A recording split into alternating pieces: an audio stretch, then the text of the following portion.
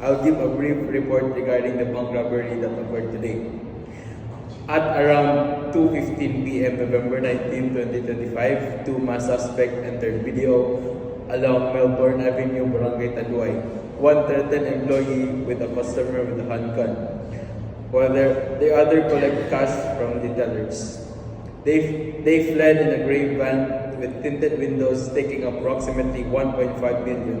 Thankfully, no one was physically injured, though some customers were in shock.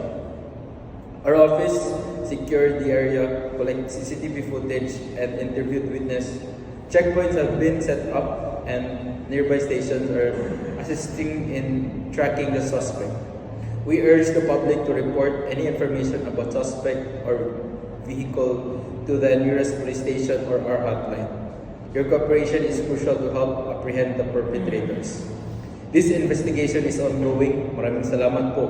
I may now take few questions. Were there any injuries? No, only minor shocks to some customers. Do we have suspect descriptions? Two masked male wearing dark clothes. Was the firearm raised? Still being verified. Any progress on the gateway van? Checkpoints and CCTV reviews are ongoing. Message for the public. Stay alert, report suspicious activity, and cooperate with authorities.